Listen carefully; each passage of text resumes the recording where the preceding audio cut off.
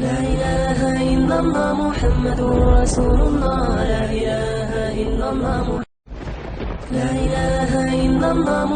حضرت علی ہی کا فرمان ہے کہ جس شخص نے ایک فرض روزہ چھوڑ دیا،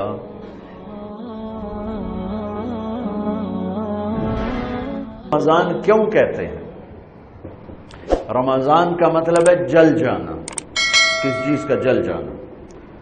صلاۃ الاوابین حین ترمز الفصال، نیک لوگ ایک نماز پڑھتے ہیں کب؟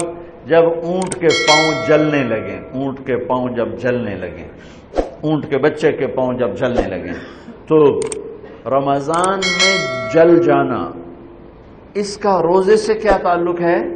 اس کا روزے سے تعلق یہ ہے کہ 360 دن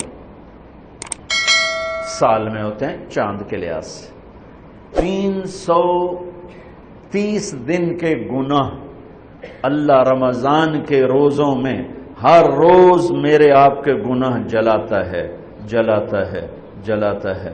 بھوک لگتی ہے، ایک آگ بنتی ہے، پیاس لگتی ہے، ایک آگ بنتی ہے۔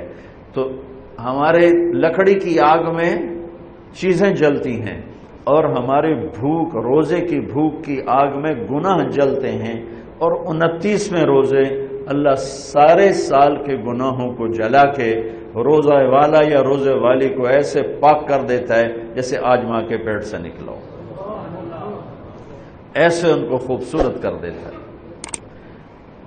حج کا مہینہ آیا، اعمال اسی طرح ہیں جیسے ہوتے ہیں۔ رمضان کا مہینہ آیا تو میرے نبی کا اعلان ہو گیا، ایک فرض 70 فرض کے برابر ہو جاتا ہے تمہارا، نفل فرض کے برابر۔ فرض اور نفل میں فرق کیا ہے؟ حضرت علی ہی کا فرمان ہے کہ جس شخص نے ایک فرض روزہ چھوڑ دیا، شب نہیں پڑھی جائے گی، تراویح تم نے کیا پڑھنی؟ روزہ جسم کی فالتو چیزوں کو جلاتا ہے، روزہ ایک قوت پیدا کرتا ہے ایمانی شیطان کے خلاف۔ وہ کیسے پیدا کرتا ہے شیطان کے خلاف؟ اللہ تعالیٰ حلال کو بھی حرام کر دیتا ہے۔ جب بیوی کو بھی شہوت سے دیکھنا حرام ہو گیا اور یہ اس پہ قابو پا گیا تو اوروں کی عزت کو